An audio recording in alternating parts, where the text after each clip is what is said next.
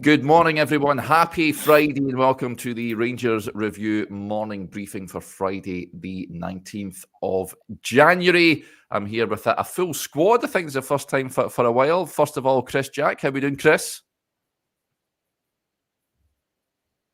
Not too bad, Derek. Not bad. Rangers are back. Press conferences are back. Competitive football is back. So it's the weeks having dragged in slightly over the break. For those of us who are not lucky enough to be sunning ourselves in Spain, it's been a busy couple of weeks, but not quite as busy as it has been for some. So nice to have the proper action back, and we're now very much back up and running. Next few weeks, next couple of months, take care of themselves. And define Rangers season. So nice to have it all back up and running once again.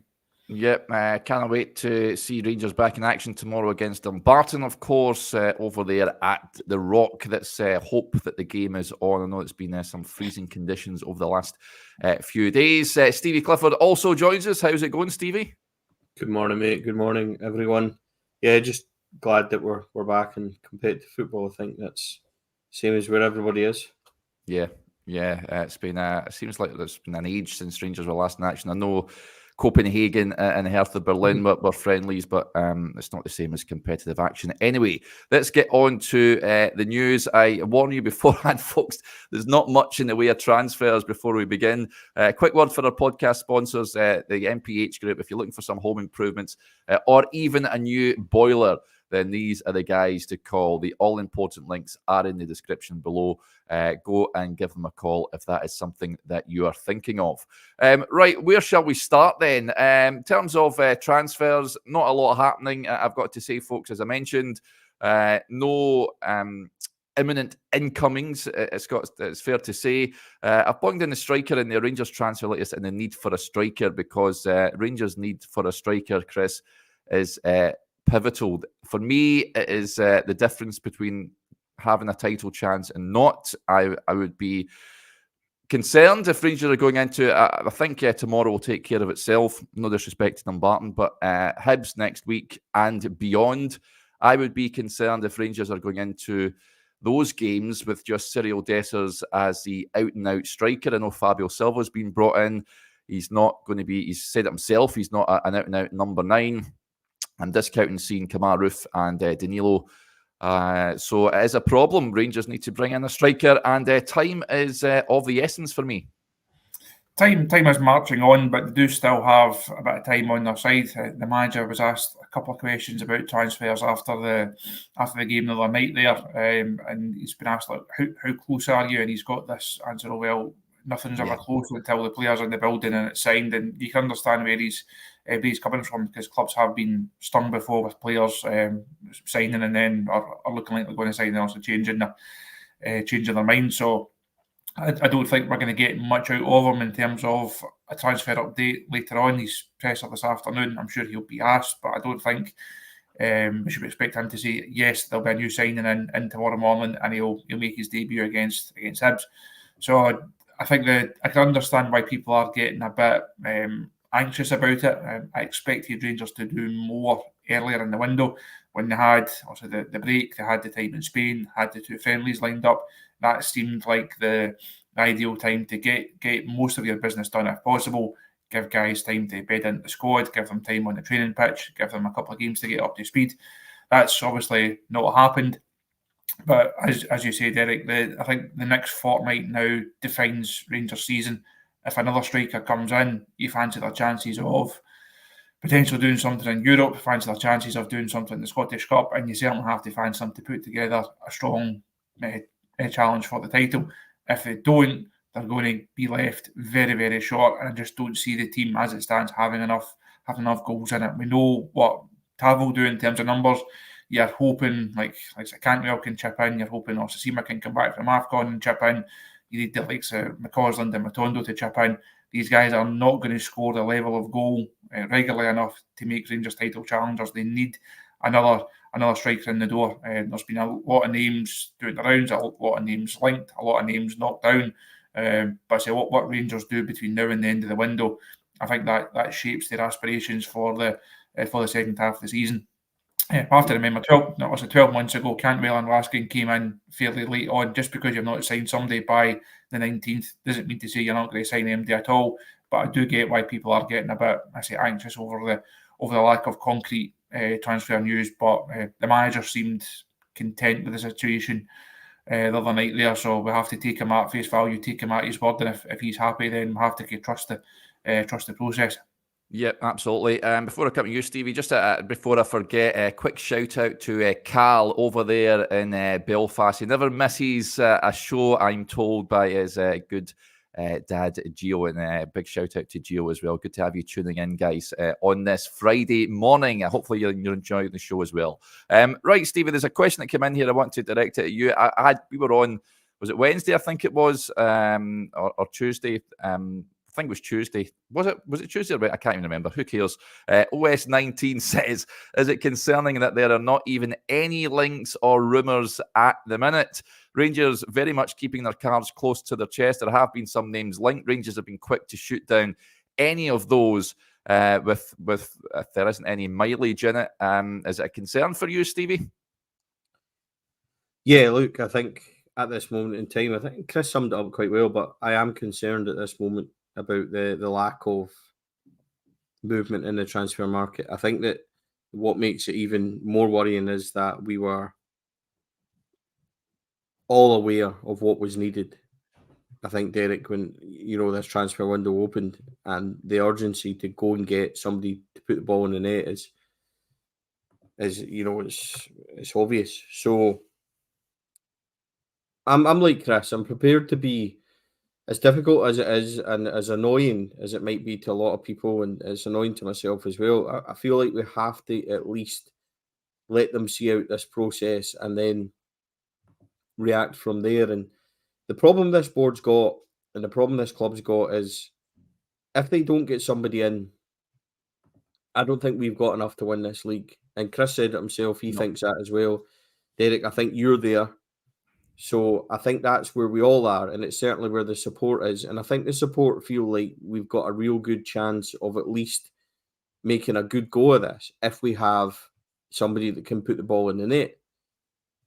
And if you don't get that, and if they don't try and fix that, Derek, then the reaction to this is going to be almost nuclear. Because we should have had somebody in by now. Let's be honest. They haven't done it. We don't know how close it really is. There's no links. There's nothing really happening. Now, that can happen because obviously there's a new director of transfers in, and he's probably keeping things close to his chest. You used to find that with Mark Allen and obviously Ross Wilson, that things did tighten up, and then they weren't there in the summer and things were a lot more kind of loose with information and things like that. So potentially that could be what's behind it. Fingers crossed it is. The bottom line is, if they don't strengthen and if they don't back Clement, then it's a failure on behalf of the board towards the club and towards the team. And that's how everybody will see it, Derek, whether that's fair or not. And people will say we spent 20 odd million in the summer. Yes, we did. And I get that completely. But you have to back the manager when he's managed to get yourself back into it. And if you don't do it, then it's going to be on the board and there's going to be criticism. So I'm in a place at the moment where I'm desperate to get somebody in that will score goals. Yeah, absolutely desperate. And it's so bad that names are getting linked and they're not good enough. And you're kind of just going, please, can we just get somebody that's going to be there to put the ball in the net? And that's the position I'm in. So there's a kind of anxiety and a desperation almost to get somebody in the door. But and Chris will understand this as well. We're in a really difficult position, Derek, as well. That like at the Rangers Review, 4 lads, whatever, that if you come out and say this and you go over the top and you really go for it and say, where are these players and everything else, and you make a big song and dance of it, and then on Tuesday to arrive, you look silly and you look like you panic too quickly. I don't think we can properly judge this until February comes. And that's, I think, where we are. Is that fair? Like, Chris, like we're in a really difficult position. And it depends if Rangers drop points in the next couple of games. Yeah. If they drop points in the next couple of games, I think the reaction, as said, will be nuclear. But can we really react at this moment in time to the lack of action, other than saying what we've just done, what we've just said? if then they make you look foolish and a couple arrive next week and people will just go, oh, you were moaning last week and you've not given the board time, etc., etc. It's difficult and it's frustrating as supporters to try and get that balance right.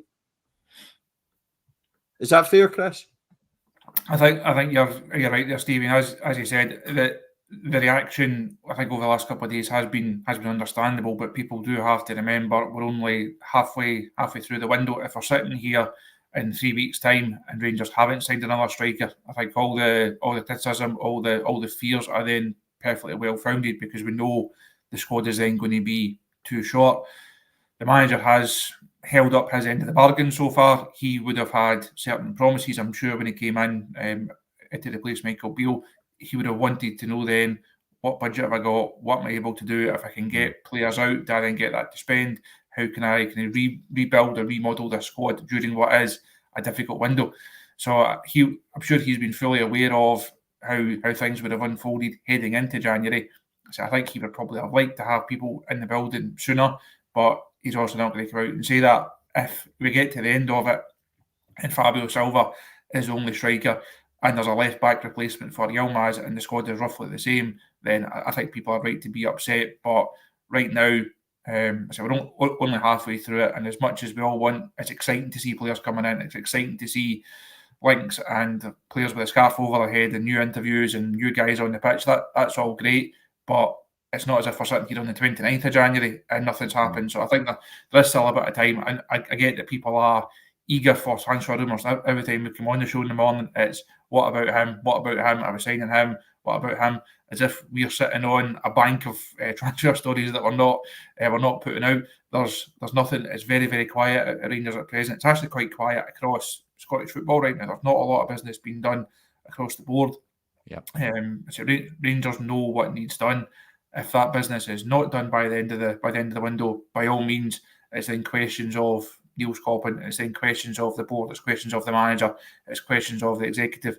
But right now, you can't ask those questions because they've still got plenty of time to go and answer them. So I think it is just a wait and see case for the next couple of weeks. As much as that may be unpalatable to a number of supporters that want things to be done here and now. So it's a wait and see job right now. But as you say, Derek, if it doesn't go well at Easter Road, then that reaction is also going to ramp up again. But even in a worst case scenario, on Wednesday night, Rangers should still be in the title race come the end of the transfer window. But as I said earlier on, what they do in the next fortnight will shape their aspirations for the second half of the season, and it's important that they get. I know it's a managerial cliche. It's important to get the right player in rather than just signing someone. You can't just say, well, we'll just go and give Hearts $5 million for Shankland. He's not worth $5 million just to get a striker in the door. It's not worth it. Or just to go and sign someone we've never heard of just to get a striker in the door. Rangers recruitment has to be better than it has been for a number of windows now. They've taken too many punts. They've wasted far too much money. Any pound that the manager spends this month has to be spent wisely. And if it takes until the last couple of days of the window to do that properly and to get the right players in, then I'm prepared to wait until that time. Yeah, interesting stuff. Let's get to a few of the comments that are coming because there are loads. First of all, happy birthday to John Brown. He says, good morning, everybody watching. I am sitting here watching the excellent content you guys put up. I'm celebrating my 60th birthday today and hope the team perform well at the weekend. Happy birthday, John. Hopefully you have a cracking day. And there was an interesting question coming just on the issue of transfers as well. Blue Nose John from Frankfurt says it's to do with their FFP limitations that we're struggling to bring anyone else in. I've seen this mooted over the last couple of days. Rangers possibly needing to bring in funds before they can spend. Bluebells are blue. I think the Doig move might get things in motion now. Of course, he's apparently signed and agreed that deal with Sassuolo over there in Serie A, so he will be staying in Italy. That may have a domino effect now with players moving. Verona, of course, looking for a replacement. That point on the FFP, Stevie, though, is that a fair one, do you think? Is there maybe things that supporters aren't abreast of that Rangers need to make sure that they're in line with these sort of regulations? Yeah, we absolutely do need to make sure we're in line with them. I think that's a completely fair question, but I'm probably like 90% of supporters out there don't actually know where we sit on that kind of periphery and what the actual places are, because we were told at the AGM that the club had comfortably passed like all the European kind of financial standards. Now it's not FFP anymore, is it? It's slightly moved and it's changed towards something else. But I think that without knowing the absolute ins and outs, and I'm not an accountant, for somebody, would have to do a deep dive into that and properly look at it, get some education out there with regards to the numbers and where they are. I mean, I think it's a fair question. I think it's naive just to say, no, we're miles away from it, or yeah, we're right on the nose, because I don't know exactly where we are. But what I would say, Derek, is that if this board feel that we are too close, the simple thing would be to come out and kind of explain it. And I understand maybe they can't at this moment in time, because if they come out and explain it at this moment in time, then they're saying that, right, we have £3-4 million to spend, which makes it difficult when you go and try and sign a player. And if they say we've got absolutely nothing, the reaction to it will be nuclear again. So I think it's a really difficult one. Like, where do you draw the line? I think that it's a fair question, but I honestly don't know the answer to it. Like, where we lie, and I can only kind of go by what the club said to us at AGM and stuff, and they said we had comfortably passed it and we were well in line with new European laws and stuff. I think the only people that can really explain where we are is the likes of James Taylor, the financial guys at Ibrox, and kind of go off what they're saying. The honest answer is I don't know where we are with regards to the European laws and finances and stuff. It is a fair question. Yeah. And the point about Doig moving, Chris, do you think that we might now see players moving to other clubs as a sort of domino effect from that? The left-back situation has been one that the manager himself has said there's been a lot of rumours around. We're talking, of course, about Ridvan. Think we might see some movement over that now in the coming days?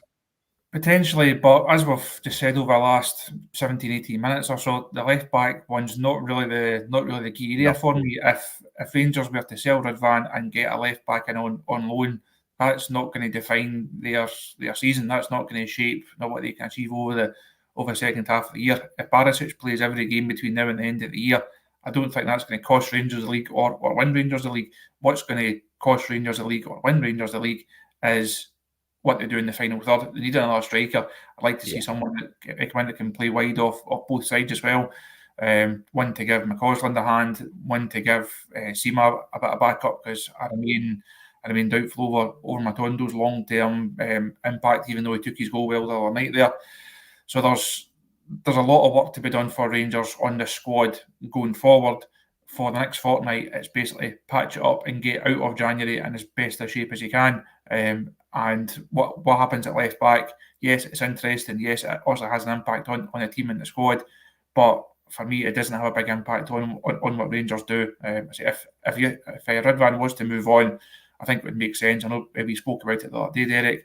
Yeah. He's not the answer for me. If Rangers could make their money back or get a couple of even make a small profit on him and then get someone in to see us through the second half of the season, come the summer, a bit of money is then put in that area of the squad for the longer term. Fine.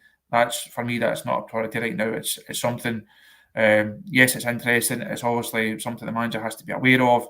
There's plenty of reports about Ridvan over the last couple of weeks or so. It looks like something will happen there. But say for me, it's almost a sideshow to the main event. Yep. Let's get to some of the comments that are coming in. Well, first of all, Sky Willie, nice comment from Willie over there in Fuerteventura. Big shout out to all your excellent content during the January break. That's very much appreciated, Willie. It has been tough at times, there's no doubt about it. There hasn't been much news to discuss, but we've got through much of it already. Here's a question from a bit left field, just deviating slightly from transfers, Stevie. You've been in many of Philip Clement's press conferences already. Maka says, morning, guys. Big Phil's lack of info in the pressers or Beale's everything but his PIN number. Which one do you prefer? Philip Clement, definitely. I think that he's much easier to follow in terms of, and Chris will probably agree with this as well. It's a standard line that comes out all the time, so you know where you stand with transfers, with injuries, with player performance, with individual players. It's always the same message of consistency. I much prefer that than and being in a press conference and hearing stuff and going, Chris, did he not say something different the other day?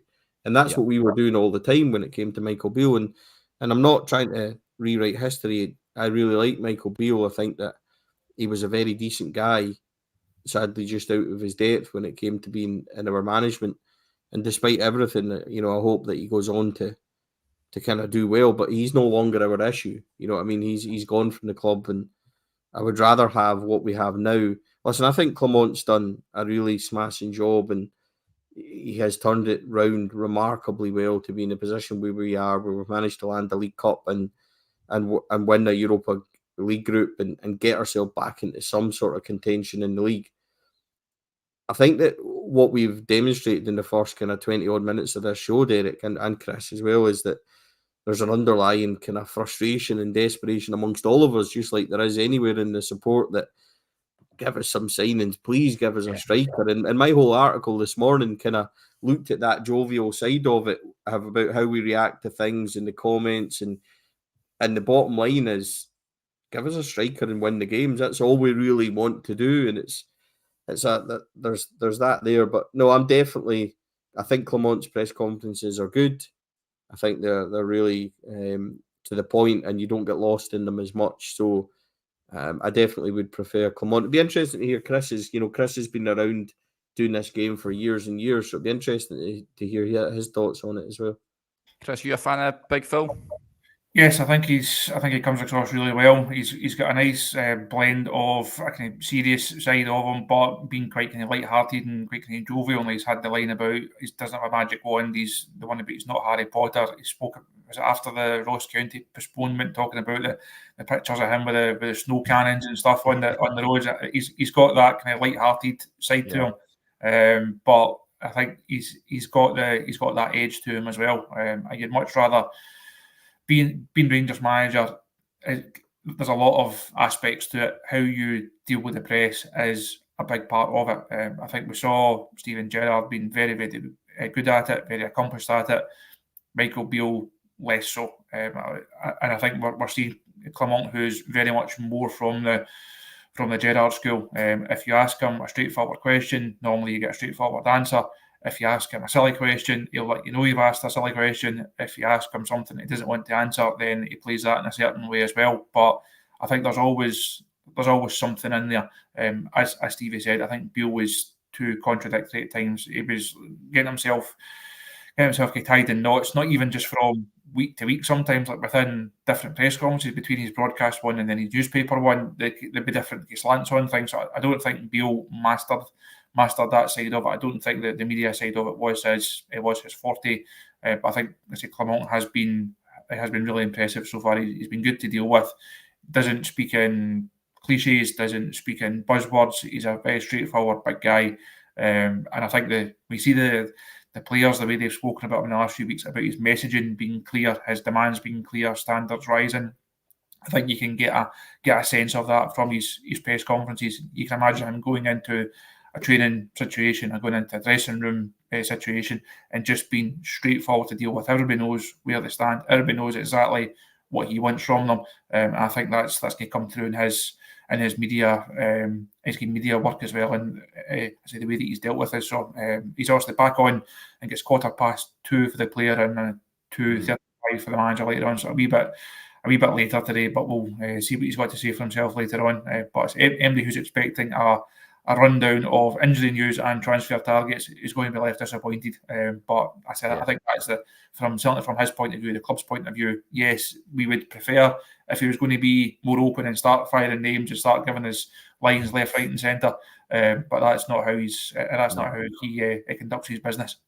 No, Brian Doherty with the point, it says that I believe Big Phil will be an elite manager. Not many managers win 3 titles in a row. The man is a winner. He certainly is a winner. I think Rangers are in safe hands with him at the helm. But we would like to see with better players in that matchday squad. Quick word for you, Stevie, from Tam Brown. He says, Stevie, thanks for the Rangers Store discount code. Got the lads a couple of tops. So there you go. Nice words there, Stevie. And I believe there's still a discount. Is it Clifford 10 for the Rangers review, if I'm not mistaken, 10% off? Yeah, it is. If anyone's looking for, there's a consistent 10% discount on the Rangers Store from Castor. It's exclusive to 4 lads. And if you want to use that, then any kind of credit that we build up from that is going to charity. So that's currently sitting.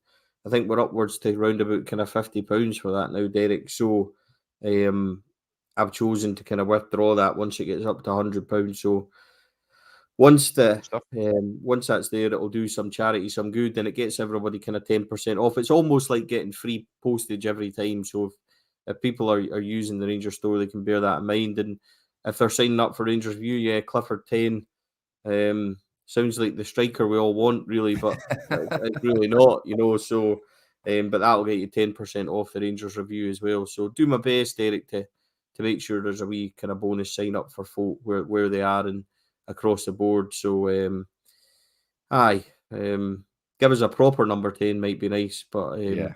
I think we're desperate if Clifford 10 is what we're hanging on to in this one. Yeah. John also gets in touch and says, belatedly, thanks to Stevie for that excellent Scott Arfield interview on the 4 Lads Bite-Sized podcast. That going well, Stevie? That's a new concept you've introduced, isn't it? Yeah, it is.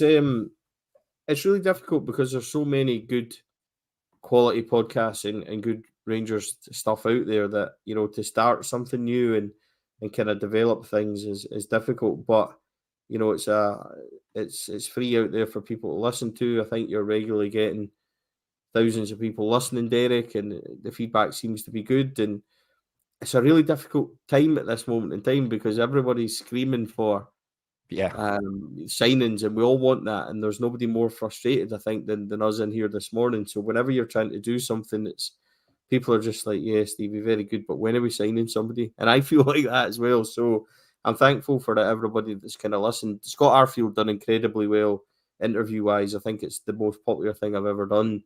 I think upwards towards kind of 20,000 people downloaded that. So it was an incredible kind of reaction. I think everybody enjoyed it. Scott himself has been so complimentary about it as well, and he seemed to really enjoy it. So he's such a good guy. Hopefully he can bring some more good quality content out there, Derek. So yeah, just appreciate the nice comments and the support and stuff, because it is, look, honestly, it's so difficult at this moment in time because we're all craving the same thing. So let's hope they just go to Dumbarton, go to Easter Road. I think Chris and I are both there at these games, and then go to St Mirren and just going to just win, make it all a wee bit more easier for us. Just go and win. Yeah. Get us a striker and just go and win your games. That's what I finished the article in the Rangers Review this morning. Just make it easy for us, please. Just get a striker, win the games, and we can all just breathe a wee bit. Yeah, absolutely. Just on the game tomorrow, we'll just touch on it. Just before we do that, the Blue Yonder says, what time is the pressure? Late for us in Thailand. It is late for you boys over there. It is 2:15 for the player. Just after 2:30, we'll hear from Philip Clement. So by my timekeeping, that's just pushing on 9 p.m. if I'm not mistaken over there in Thailand. So around about that time. And for tomorrow, I mentioned at the top of the show about the freezing conditions. Denzel gets in touch. Morning, Denzel. Looks like it should be okay for the game. Temperatures have risen above freezing in Western Bartonshire. In terms of the team, Chris, I'm interested to see who starts the game. The manager was asked about Robbie McCrory prior to the winter break and said he will get opportunities. This would be an ideal opportunity for me. Or do you change the goalkeeper? Do you just go as strong as possible? It's a tricky one because you want to give Robbie a game. You want to keep him involved. But it's a game that also Rangers have to win. It's a game the manager can't take any chances in. So I wouldn't be surprised if Jack Butland just keeps the gloves. That's probably not the answer that Robbie wants to hear. But given the situation this season, it's a must-win game for Rangers. Need to try and return to competitive action. A couple of mixed performances in the two friendlies, albeit those games don't really matter. But I think it's certainly one that Rangers have to win tomorrow. The team in general, I think, is interesting because I think the side that started the other night there, apart from Conor Goldson, also with suspension, I wouldn't be surprised if that's the side that starts at Easter Road. So do you then give the core of that group, to give them another game together, try and get them up to speed, or do you try and bring some guys back from injury? Also, saw Tom Lawrence come back, saw Ryan Jack come back. There's obviously the Barisic situation, depending on what's going to happen with Ridvan Yilmaz. So there's, I think there's quite a lot of interesting decisions there for the manager. Does he go full strength and perhaps risk it, somebody picking up a knock or ahead of the Hibs game, or do you mix it and match it a wee bit? So I think it'll be we'll be doing our predictions for the site later on, Derek. And if any of us get it spot on, I think we'll be doing well. Yeah, Tim Sharp is he's confident. He says Stevie could play in goals. I'm not too sure about that. But for tomorrow's game, Stevie, how do you see the team shaping up? Will we see Robbie? Will we see Ravi Matondo, Fabio Silva start, do you think? Tim obviously used to watch the regular master classes of Stevie and goal on a Saturday morning at Follow down at the Ibrox complex. So I wouldn't back myself. I'm 40 now, so I'm happily retired from refereeing and playing and all sorts. So I would give the gloves to Jack Butland, and I would be as close as I could be towards the team at Easter Road. Get the game won and get some confidence into the team as well ahead of that one, and then you can make changes. You can make, is it 5 changes you can make, so make them at half time, 60 minutes, whatever you want to do. There's still plenty of time to mix that up. Like Chris says, Conor Goldson's suspension on Wednesday, I don't think Balogun is he available on Wednesday, because he's obviously had his red card at Parkhead. He got a 2-match ban, so he would have missed Kilmarnock. Does he miss Easter Road as well? Because then that's both of them out. Do we need to think about Leon King playing next to John Suter tomorrow to get them ahead of Wednesday? Does Balogun miss tomorrow instead of missing Wednesday? I'm not quite sure of where that lies. So there's a few questions there. I think Ridvan's probably played the best form at left back we've seen him in. But if he's going to be leaving, do you start putting Barisic back in? And I think it's, Fabio Silva needs game time. Yep. And there's a few questions, Raskin coming back in. Where do you play him? I don't think he's a 6. Do you play him as an 8?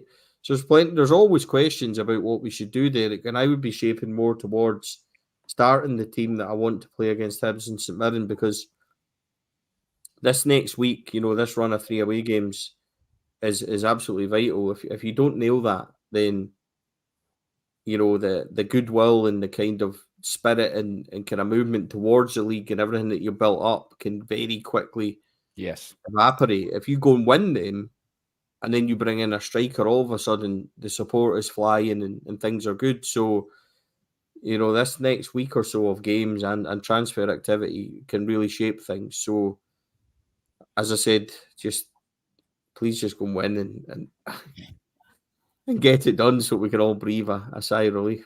Yeah, absolutely. As you all know, folks, we're now on Instagram Live, and Marky Boy gets in touch. He says, what do you think the score will be tomorrow? I'm going 3-0 Rangers. I think it'll be pretty comfortable. Dumbarton in League 2, 4th in the table at the moment. It will be at their cup final, of course, as we all know. Chris, a comfortable win for you tomorrow? Fingers crossed. If it's a half 5 kickoff down there on a Saturday, it's not a perfect kickoff. Yeah, right enough. If they could make it as straightforward as possible from a supporter perspective and from a professional perspective, that'd be very much appreciated. So I like you, Derek. I'll go for 3-0. Yeah, Craig Andrews certainly feeling confident. Stevie, is that Rangers anything to worry about, do you think, tomorrow going to Dumbarton? I think the only thing Rangers have got to worry about in any of the upcoming games is Rangers themselves. Yeah. Teams will have the odd moment and create chances, and it's how we deal with it. I get that. Even Dumbarton will have their moments. It's football. So just win the game, as Chris says, as professionally as possible and make it easy for us. I'd love to sit and say it's 5 or 6-0, but I worry about, who's going to score those 5 or 6 goals, even at any level. So I'd quite happily take a 2-3-0 tomorrow.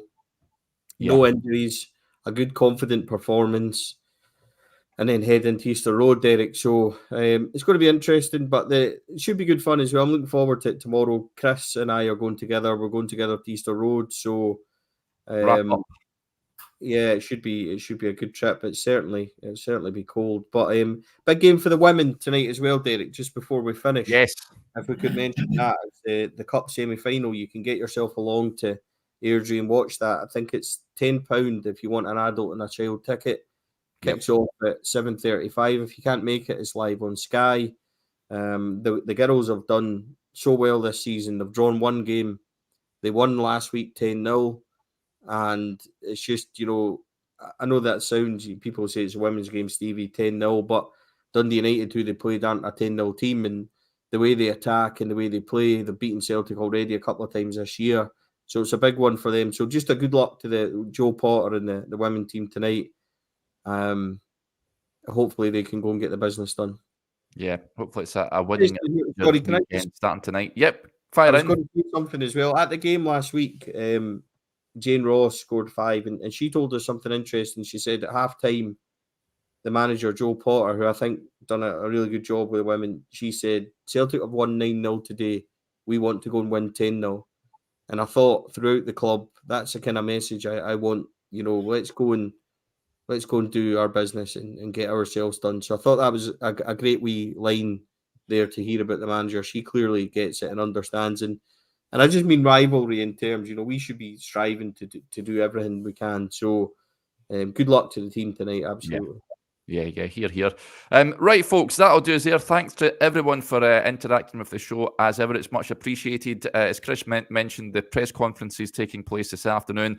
You can watch them on the Rangers Review YouTube channel and read everything that is said over on the website. Stevie's great article is on there as well. Do go and check that out. Me and Chris will have our predicted teams later on the website, so plenty to come your way.